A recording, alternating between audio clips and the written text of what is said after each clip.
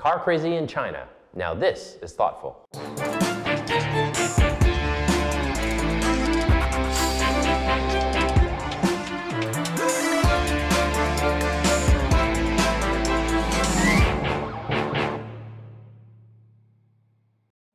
Hello, I'm Trevor Lai in Shanghai.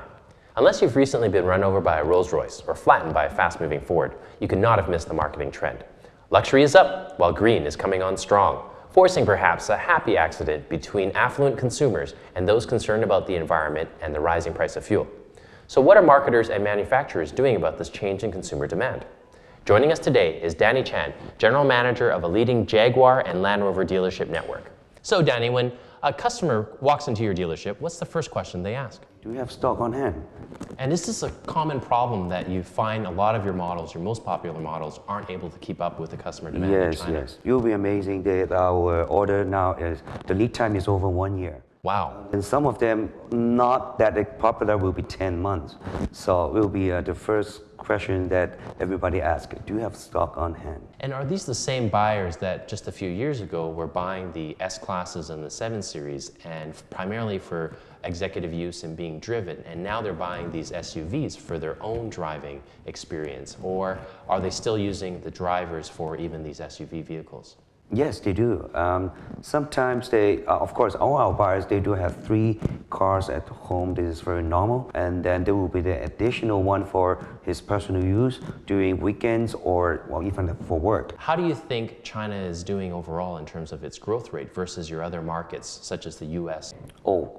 Amazingly, our growth in China is very good. And we are now the 3rd largest market in the world for both brands. And then likely will be number 2 by end of this year. And this is our target, and likely we can achieve it. So number 2 by the end of this year, and when do you see China becoming the number 1 market for Land Rover? You'll be surprised by next year you will hear that good news, I believe. And is that happening because of the growth rate in China, or is it also happening because of declining sales in the other markets?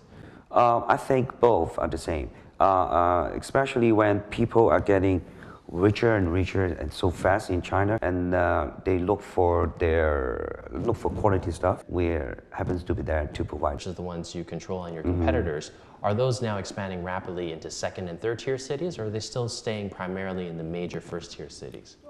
They already developed to 2nd and 3rd tiers already. Okay. And then you'll be surprised people who come to Shanghai for, especially during this time, during the Motor Show, we do have a lot of people coming in and knock on the door and look for our cars from 2nd and 3rd tier city. What about in the luxury automobile segment? Do you see a lot of group buying? I don't see any of those yet. But for super luxury, the segment that I'm in, I don't think it will happen that fast. And why do you think that? Because people do look for personalized stuff. They don't want to be a group of people buying the same stuff, and then they lost that charm to their purchase. So I think for Land Rover, people do look for special colors, and Jaguars, they do look for special personalized items inside the car. So I don't think the group buying behavior will develop to super luxury segment so fast. Thanks, Danny, for being here. When we come back, 2 of China's most experienced car marketers are here to talk trends. But first, here's a thought or 2 from PT Black. Volkswagen has just announced that next year they're going to discontinue the Steadfast Santana, much to the disappointment of taxi drivers everywhere. The market has changed. Even Volkswagen's middle-of-the-road Passat, fully loaded, is coming in at about 1/3 renminbi. That's $50,000 or 5 years of average urban household income in China. Really, the most remarkable part of the story is at the very top, and I mean the tippy top, the premium, the 奢侈品, that's that tiny little tier, which even millionaires in China can just dream of, the top. So if your product is looking to reach the attention of these people, like this guy, who just bought a one-of-a-kind Ferrari made to look like Song Dynasty porcelain, you can pay attention to some of these simple tips. Number 1, when dealing with the super rich, be ready to sell on the spot. When that coal mining boss with a hankering for a yellow Porsche shows up and you tell him to wait, he's going to take his briefcase of cash elsewhere. Second, be prepared to make adjustments for Chinese taste. All car makers are doing it. We're talking everything from bespoke suspension for China's tough roads and exclusive finishes you can't get anywhere else in the world. Finally, get ready for change. Today it's Bentleys, but sports cars are zooming into the horizon. Eco-savvy young entrepreneurs are looking for all sorts of new technologies, like hybrid engines. After all, there really seem to be only two things that are constant. First, China's appetite for luxury cars is set to continue to grow. And secondly, like anywhere else in the world, having a nice car doesn't mean you can drive. Thanks, PT. With me now are Mike Nash, Business Director at JWT China, and Bryce Whitwam, General Manager of Wonderman Shanghai. Is there too much expectation too soon for this market? I don't think so. I mean, I think, there's growth, and I think that's the important thing. When you look, if you had asked that question in, I guess, 1997, when you had 1 million registered vehicles, and you got 62 million registered vehicles in 2009, I think, the market goes up and down. I don't think there's any major issues at this stage. What do you account for this big drop, though, in terms of the percentage growth? I think a lot of people are getting just used to some of the restrictions that have happened possibly in the Beijing area. I think the market's just really trying to find its feet again.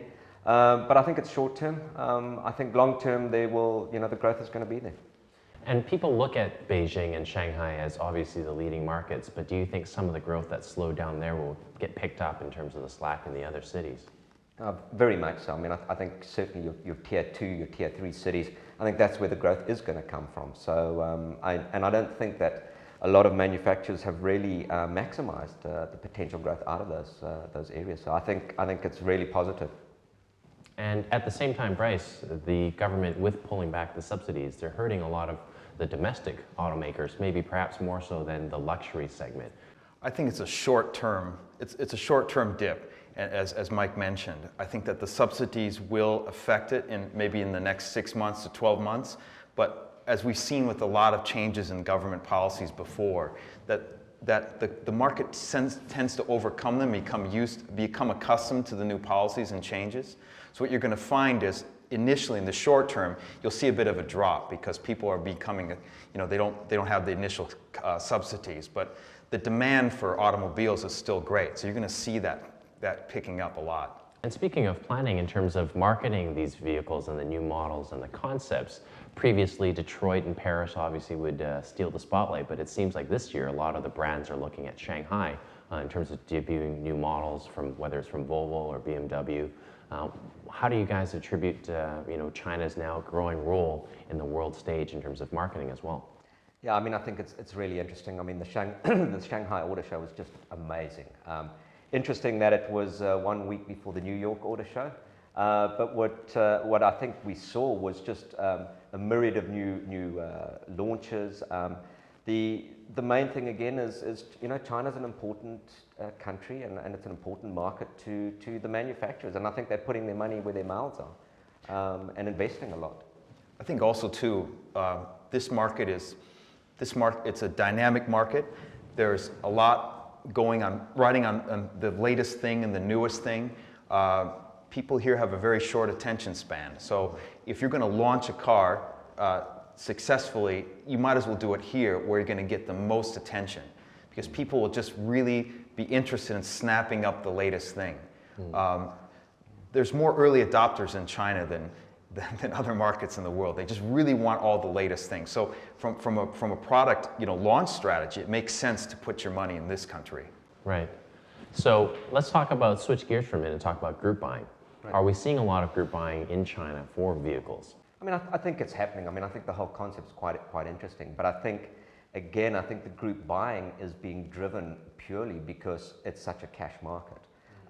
It's unusual from a global perspective to have so many people buying in cash. Yes. Where you've normally got your leasing or your financing thing. So I think right now that it's working. It's an interesting concept, but at the same time, it's still at its infancy. Right. Mike mentioned about customization. The reality is that people don't really understand if they group buy something, they all have to get the same thing. Right. So one of the challenges that you find is that they'll come in and say, oh, wait a minute, I wanted a red one and a 1.8 liter, not like what he wants. Yeah. So there's a little bit of like misunderstanding in terms of the group buying aspect of it.